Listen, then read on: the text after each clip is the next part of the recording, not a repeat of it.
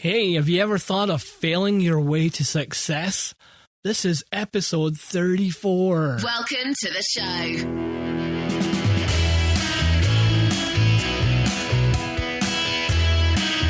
Well, welcome to the show. This is Will Sinclair. This is the real truth about you. And I'm going to be your host for today. This is a show where we help to inspire you to discover the true self within you, the beauty within you. Through insight, stories, interviews, or wherever it takes, we're going to bring it to the air to you.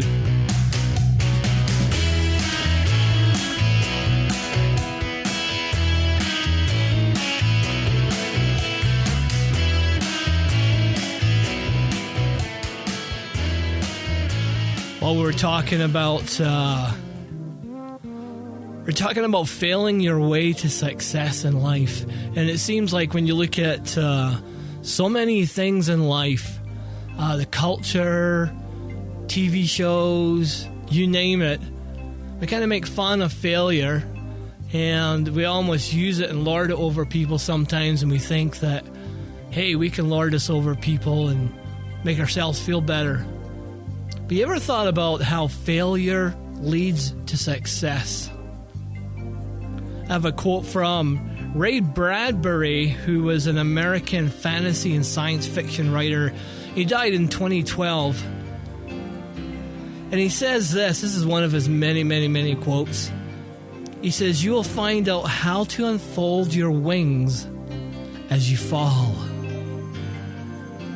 That's pretty profound. You will find out how to unfold your wings as you fall. And I've also heard it say that you'll gain your wings on the way down. And I think I've used that quote before. And there's a poem called Surely Gravity's Law, and I said it in a previous episode. I kind of recited the whole poem, I think. And it talks about how the earth has gravity, and it's that thing that keeps us on the earth, keeps us from floating away. And it's just a part of nature. It's a part of who we are on this planet. And birds that leave the nest have to learn how to fall. They have to learn how to succumb to gravity before they can fly. Right? They try to fly, but gravity always wants to bring them down, and they have to learn how to work with that.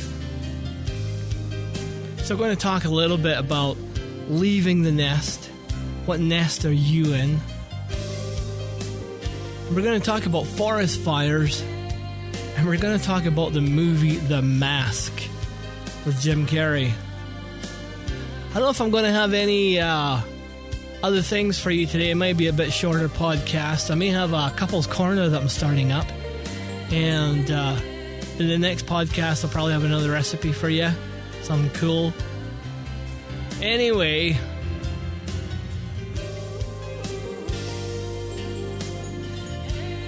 one thing I've learned about, even though I have a fear of talking in front of a microphone, one thing I've learned over the past 33 episodes, this is episode 34, one thing I've learned is that if I was to open my mouth, something's going to come out, whether it's like duh or something profound. And I'm hoping today it's something profound, because I'm actually sitting here in my vulnerability and not 100% sure what I'm going to say, but know that I'm going to sit here and say something. And so here we sit together or stand or whatever you're doing. Maybe you're cutting your lawn, or maybe you're out driving somewhere in traffic. Wherever you are, welcome to the show. So anyway, in the last episode I talked about, there was a quote I had said, and it basically went like this, and it said, "If you keep your face to the sunshine, your shadow will always be behind you." And I was talking about how not to fight darkness, but to just light a candle, and how that automatically illuminates a room, or you turn on the light somehow and it just, darkness disappears. And the same is when you come closer to the light, which to me is God within you. When the closer you come to that, then all these things, all these egos and masks and negative things about your life, your judgments, your opinions, all the things that you class as your negative side that kind of is not the real you will kind of fall away. But there are times in your life when you need to face the darkness in your life, or not so much the darkness, but the dark side of your life. You need to turn around, and sometimes you need to face that shadow. And this is what I want to talk to you a little bit about today.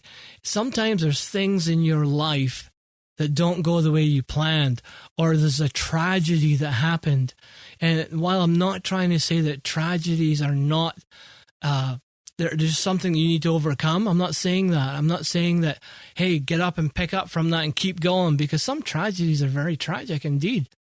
Like some people, some mothers or fathers, they lose their kid in a tragic accident to death. And how do you have to get over that? I hear so many parents who say they've still not gotten over it. I know one lady who's like 30 years and she still hasn't quite got over it, but she's learned how to manage it, and she's learned how to look at that and how to grow from it. But then there's also other things that are maybe minor. I'm saying minor, I'm talking relative, member, right?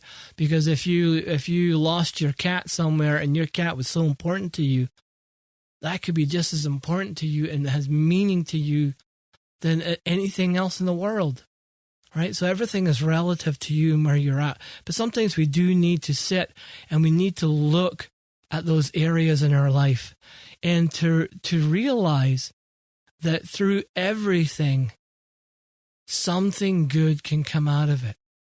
It depends on our perspective. And I'm not saying just like, here, click my fingers, done, right? You're out of it. Get out of it. Come on. It's been how many years? Or you've been dealing with this for how long now? Or you have this addiction you've had for how long and you know it? Yeah, I'm not talking about that. But I want to talk to you a little bit about forest fires. I was actually, I was on TV, and I was watching one of these on-demand kind of channels. It was Netflix is what I was watching. I don't know what year you're watching this, and if this Netflix is still around. It's an on-demand TV kind of service, mostly movies, documentaries, that kind of thing. And anyway, I was watching this documentary from Walt Disney, and it was like at least 60 years old. So like it had to be way back in the 60s, late 50s. It was in black and white. And it was talking about forest fires and how we view them as bad, and they can have tragic results. I know up in northern Canada, there's people who have died from forest fires, people who have lost their homes, lost their businesses, lost everything that was dear to them, and through forest fires. And I'm not trying to underline that at all. But a lot of the time we look at forest fires and we see them as really bad things. But when in this documentary it talked about forest fires as being nature's way of rebirth. And it says that on certain hardwood trees, their cones will only open under extreme temperatures of a forest fire. Right? And that extreme temperature that only can happen through a forest fire finally releases the millions of seeds. And these seeds fall on the ground and impregnate the ground to eventually give birth to new trees. And it's also nature's way of burning away plants that prevent desirable trees from growing. Trees that provide shelter for food and animals. And I thought that was kind of interesting. And I also looked up, I was looking up at hurricanes, and I'd heard somewhere that hurricanes, while they're also tragic things, and how many people have lost their lives from hurricanes. And yeah, a hurricane is nature's way of balancing the earth. It brings rainfall to areas that need it. So you get areas that are parched and dry, and it builds up and it accumulates masses of moisture while it goes over the ocean, because hurricanes are from the ocean, or on the ocean, and it drops it on dry land. And it also provides what they call global heat balance. So it takes the hurricane takes the immense heat that you find in the equator areas where it's really super hot, the tropical areas where it's super hot, and it transfers that heat through wind and everything that it takes. It transfers that heat to other areas of the planet, in particular the poles, right? And if you didn't have that, you would have extreme hot temperatures in the tropics, and I mean extreme, where you can't even live, and it would have extreme cold temperatures at the poles, and that would adjust the planet's ecosystem, right? It replenishes inland plant life. It replenishes barrier islands that we need so badly. It recycles nutrients from the sea floors. It churns up the ocean's floor and churns up food and nutrients that get transferred to the surface for animals and fish and whatever to eat. So out of everything that seems tragic, right, there's something that good that can come. And the way you discover that good is by discovering your true self, the inner God within you, right? Taking off all those masks and things like that, and all those judgment calls. And it's really, I know it's difficult sometimes to see good through tragedy. And I'm not belittling your tragedy if you've gone through tragedy. And I just want to give you an example of my own, which could be tragic, right? Is cancer. In 2015, I went through, I almost died from cancer. And if it wasn't for the chemo and the radiation and the big surgeries and whatnot, where I got my esophagus taken out, my stomach put up in my chest and replaced my esophagus, and it's just amazing what they can do with medicine and medical techniques these days. But the whole aspect of cancer was like, you could look at that and you can say, wow, that is so devastating. And the recovery process for this particular cancer and for this process, I found very difficult. This is 2016 now, and it's been about a year and a half, not quite a year and a half, but it's turning that way. And one thing my spiritual director said to me, and I may have mentioned this before, so I'm sorry if I'm repeating it, is that even though God does not give cancer, right? God redeems us. And it's through that redemption that we see the good things, right? I have a friend who always talks about whatever happens in your life, good or bad, is perfect, right? The bad could be to show you something or bring something out in you. And remember, I'm not belittling the loss of somebody or anything like that.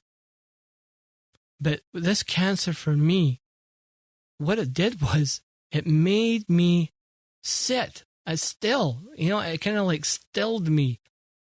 And I had this image of me one time with my spiritual director, and we were sitting and kind of reflecting and contemplating and meditating through prayer.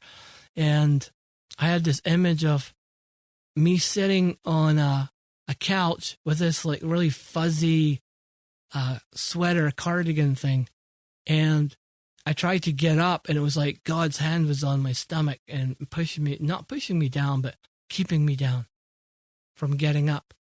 And this whole journey with the cancer has really helped me to sit in stillness and solitude, because there's not a lot I can do. And it's really helped me to begin to discover God in my life. It's really helped me to begin the journeying process of dying, what they call dying before you die.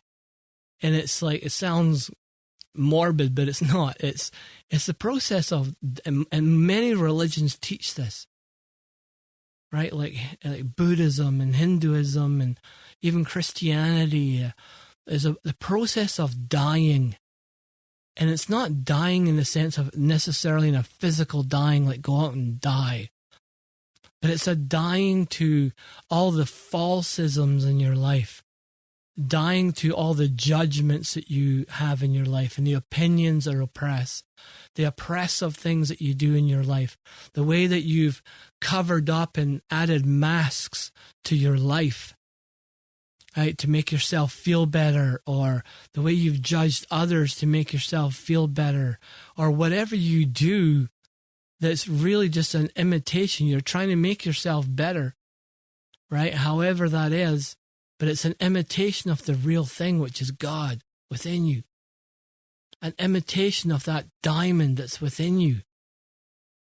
And it's dying to all those things so that you can become the beautiful creation you were created to be right from the start. And it's not about so much becoming, because the journey ends up right where you started.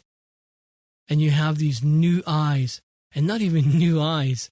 And see, this is all the language we've learned as we go. We journey forward. Well, not we do and we don't, right? We talk so many languages words that we just take for granted, right? And we think about dying to ourselves, and sometimes we hear that so often. And we think that's some kind of sacrifice, right? But it's not, right? And they say that sacrifice and expectations are basically resentments that are waiting to happen. But the whole process of letting go, right? And that's more what it's about. It's about letting go, the dying. Like when somebody is dying, they're letting go of life. And that's what the process of dying to all these false selves that you've built up over time. I remember when a lot of you have heard that I talk about being abused as a kid, and I would get emotionally abused and sometimes physically abused at home. And then I would go to school and I would get beaten up there because my mom was from India and I was born in Scotland, and at that time, back in the 60s, it was like a little bit, still prejudice, but around different wherever you come from. But anyway, there's still a lot of prejudice. But back there was a lot of prejudice. And so I would get beat up at school. I'd be the last one picked for the school, for the sports teams and all those kind of things, right? And so that, and me, because we have a desire to be loved, to love and to be loved, and to live and love, right? And so what it created in me was an emptiness, right? A need for acceptance. And I kept covering things up. I kept covering the real me up, because obviously the real me wasn't good enough as far as I was concerned. The real me needed to be accepted, to be picked for the teams.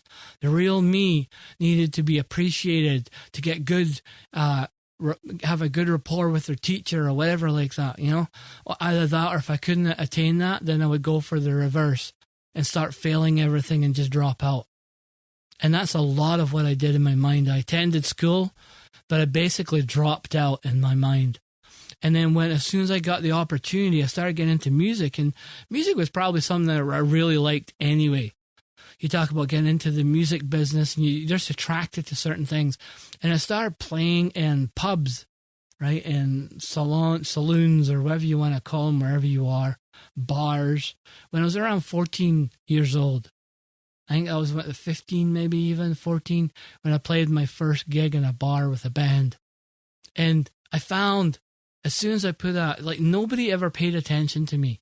I was always the one that was playing with the kids in the playground that nobody else would play with, right? Because all the nerdy kids, because I was one of them, right? And so as soon as I got the opportunity, I started, I put a guitar around my neck, and I noticed as soon as I put a guitar around my neck, people paid attention. They started to look at me. And I thought, wow, that's pretty cool. And so I got really good at playing guitar, because the better I was at playing guitar, the more attention I got. And then the bands I played in, I got more outlandish. I would do things like jump off a stage into the audience while I was playing my guitar, and and it would get so much attention. I would do so many things that would garner attention for me. And I remember even when I was young, when I was a kid, I would try to be as funny as I can and either tell jokes or just do things that are really, really funny because people looked at me and I craved that attention. I just craved that attention. And I remember one of the jobs I had when I was I was in my 20s even, and somebody says, how come you got to turn everything into a joke?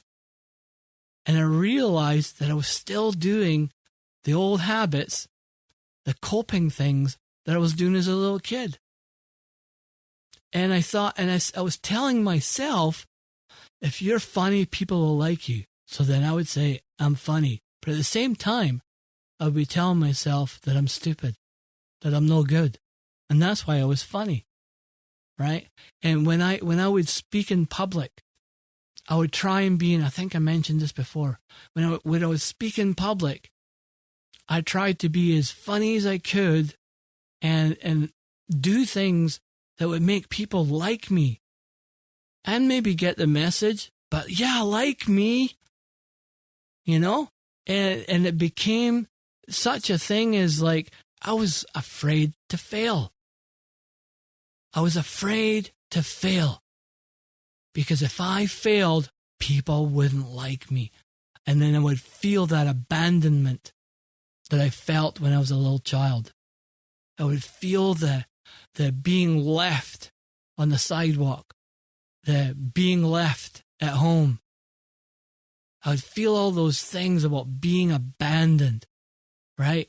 In which I also transferred to God, that you don't do the right things and you don't get God's attention, He's going to abandon you. So you better be, if you're a good Christian, you better be a really good Christian, follow all the rules, do all the right things, and then God won't abandon you, right? And I've said this before, my mom always kind of taught, even though she never actually said it, she was taught that if you do good things, God will love you, and if you do bad things, watch out, He's going to come and get you. Something's going to happen.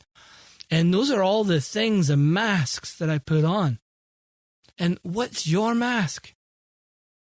What are you covering up in your life because you're afraid of something else? Even when you feel like you're super successful, right? And I'm not saying you can't be successful at things in life or really good at things in life, but we need to look at what our attitude is and our motive and why that drives us. People who are super successful in business, and I mean they're there 24/7, they're the first one there, last to leave, right? People who are just, what I've found is their relationships are falling apart. Their family life is falling apart. And they've sold out for something else. And why? So what is the motive behind that? There's nothing wrong with being funny. But why are you being funny? What's the motive behind it? Is it to cover something up? Because even good things are not necessarily good things for you. And it's that adage, like, just because you can do it, right? I hear that thing so often. You know, I believe it and achieve it. I can do anything I put my mind to. Well, maybe that's true. Maybe you can do anything you put your mind to. But are you meant to? Just because you can, are you meant to? Is that the right path for you? Why are you doing what you're doing? Why are you doing what you're doing? Sometimes we have to be like the bird that leaves the nest. We have to be that bird that crawls up on the edge, you know, and just leaps off. Seth Godin is a motivational speaker, and he's all over the world, but I think he's he was based out of Canada, out of Alberta and Calgary. And he's somebody who's really inspired my life a lot because he says, he has these neat things that he says. And one of the things was to leap beyond the point of no return. To leap beyond the point of no return. You know, and sometimes that's allowing yourself to fail. right? Allowing yourself to fail, allowing yourself to not do something. You know, I in my life, I don't know why, but being in business is important to me. So super important to me. It was almost like a drug. And the funny thing is, I was terrible at it. And so far, I still am. And it's just not something I'm really great at. I'm going to admit that right now. Right? And there's another thing, leaping beyond the point of no return, being vulnerable. Allowing yourself to be vulnerable. It's in your vulnerability, right, which sometimes allows you to see shame and guilt and things in your life. And I've heard it say that guilt is saying, I did something stupid. Shame is saying, I am stupid. You know? But vulnerability is the birth of innovation and creativity and so many things, but you have to become vulnerable first. You have to get to that point. Some people call it rock bottom. And it's like in communicating with your partner, your life partner. The best communication comes when you allow yourself to be vulnerable. When you leap beyond that point of safety, when you take away that safety net and you jump, you become vulnerable. And as a side note, when you do communicate with a partner, when you are communicating with your life partner, and we're talking about vulnerability here, your life partner is meant to create an environment of safety so that you can be vulnerable with them, so that you can pour your heart out. You can say, I'm having a really hard time with my life right now. I'm having a real hard time with judgment. I seem to judge everybody and I don't know why. Or I'm having a real hard time. I know I've been away and I've been taken off and I haven't been helping or I haven't been doing, and I'm really sorry for that. And you know what? I don't know what it is. Allowing yourself to be vulnerable. The world does not want people who are vulnerable. And the world is your ego. Your ego does not want you to be vulnerable. Your ego does not want you to leap beyond without a safety net. Because your ego, which is basically, and I've said this before time and time again, your ego is not something bad. Your ego gets you up in the morning. Your ego gets you dressed. Your ego gets you out of the door. Your ego starts the conversation.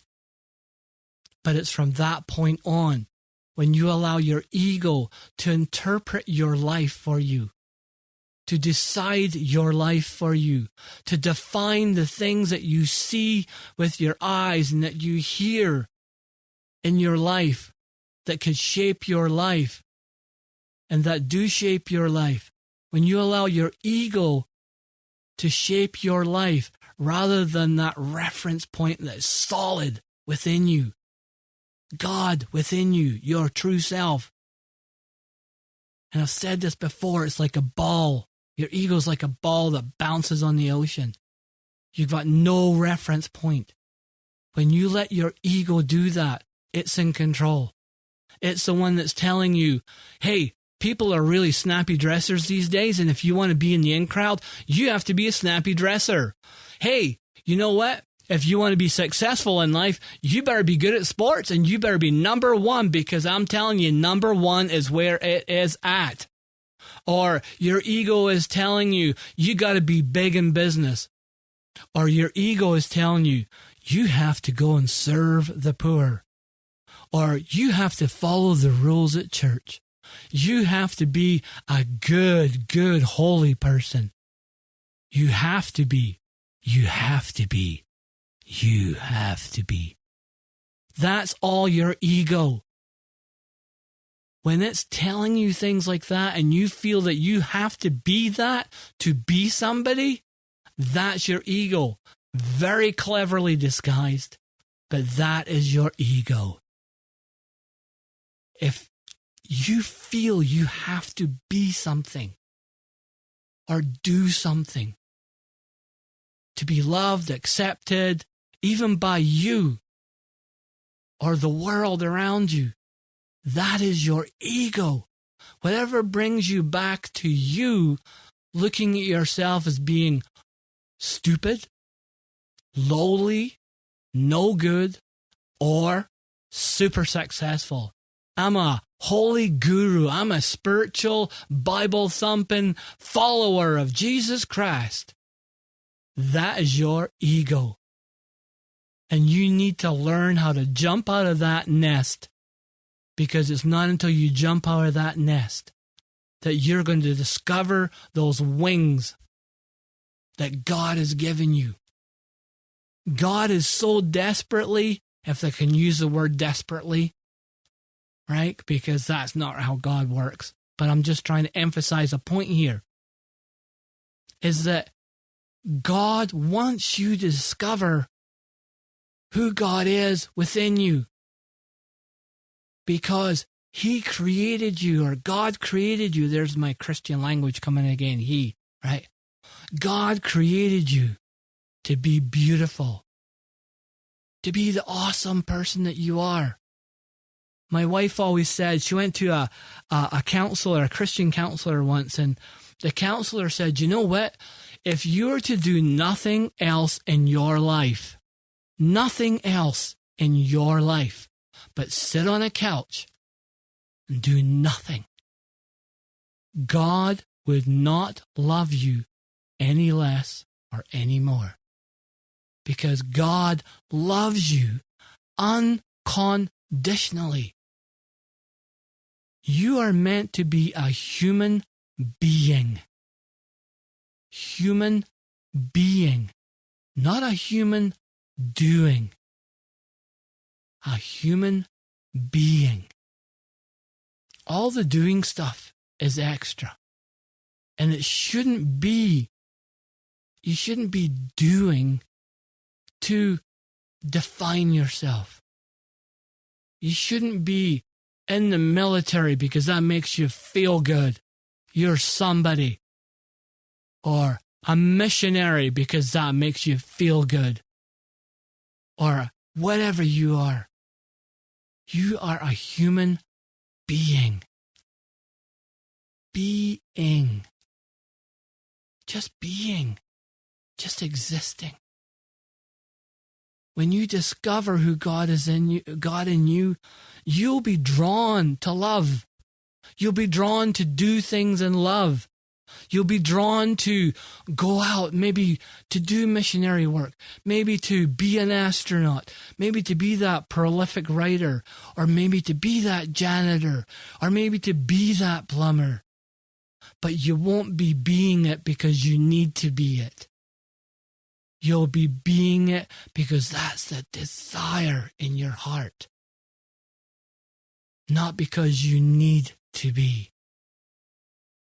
One of the things that helps you to be and to stop doing is silence and prayer.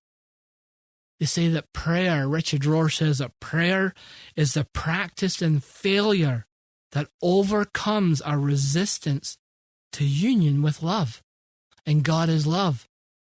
Whoever acts in love acts in God and is God and has God in them. It's right in the Christian Bible. Whoever lives in love lives in God and God lives in them. It didn't say they were a Christian. It didn't say they were a Hindu. It didn't say they were a Buddhist or an atheist or anything. They act in love. If God is total love, how can somebody not be acting in God? We're all created beautiful. We're all created to be love. And prayer, when it talks about being the ultimate practice of failure, because when the world and the culture wants you to do things, to do more, right? And it's like a drug. It's never enough when there's no reference, right? It's never enough. You always have to be better and better and better and better, right? Or you have to put yourself down more and more and more and more. Whatever it is, it's all doing. So you need to learn how to fail. And prayer, silent prayer, sitting, being, just being like a tree, just being like a bird, just being like an insect, just being like anything, just still in stillness. Is you not doing anything. And that's why they call it the ultimate practice of failure. When you sit in that stillness, it allows your foundation to crumble. You become aware of things that you wouldn't have become aware of before. Because you and your stillness and your desire to live and love connects with the God within and connects with the God that is whole, universal, universe, cosmic, whatever you want to call it. You participate in that divine grace, that divine energy, that communion, that divine communion. The God in you craves the God in the whole. Only the part, which is the God in you, can recognize the whole, which is the God of the whole, the universe. It allows you, when you sit in stillness, it allows your foundation to crumble.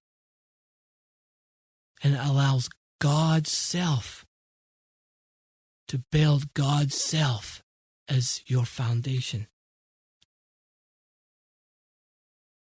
So, that's what I'm talking about. Give yourself permission to fail. Take time. Sit. You know, if you want to sit in stillness and you listen to yourself breathe, listen to some soft music, you know, just sit.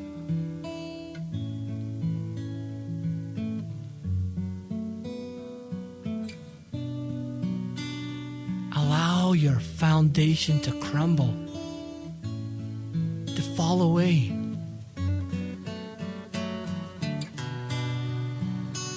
Allow the God that is life and love to come and penetrate you from the inside out.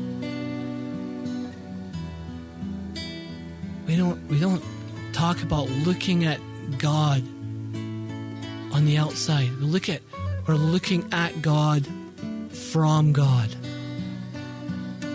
That's the God within you.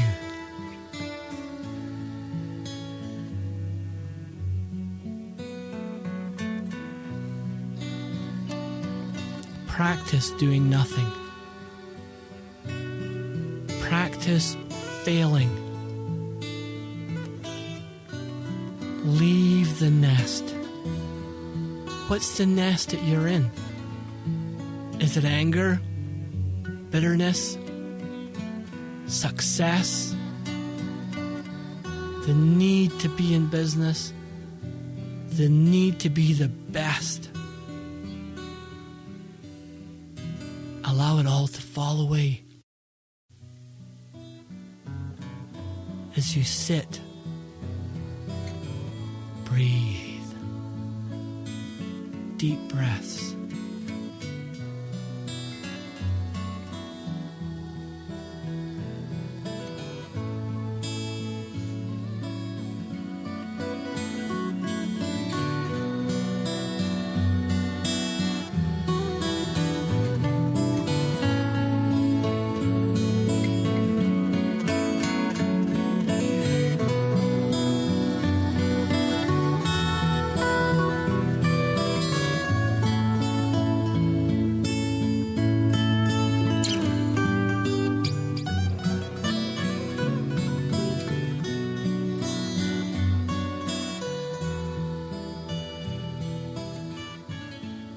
Well, that kind of turned into a little bit different podcast than I imagined.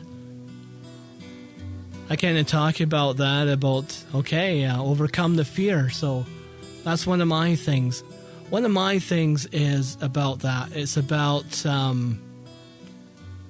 overcoming the fear of acceptance, of not being accepted by you. And so I had to overcome that fear by allowing myself just to get in front of the microphone, hit record, and just go.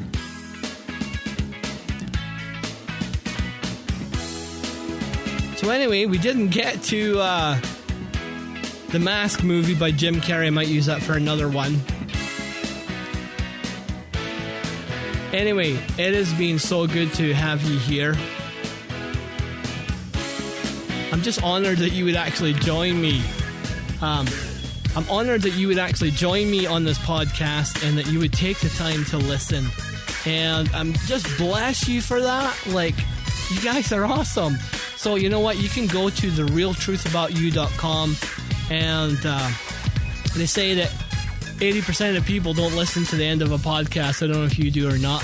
Hey, I want to hear your stories, and I want to hear what would you like to hear? What's your burning question?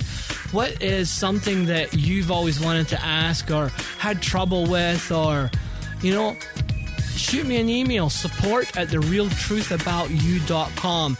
And if you don't remember that, just go to therealtruthaboutyou.com, and you can go to our contact form and fill out just your stuff in there. Send me a question, please. I'd love to interact with you, and I'd love to hear your story. I'd love to hear about you. I want to know about you. You hear a lot about me, and you hear a lot of my ramblings. I want to hear about you. So please take the time. Send me an email. Okay? Support@therealtruthaboutyou.com. Anyway, thanks so much for listening in. You guys are absolutely awesome.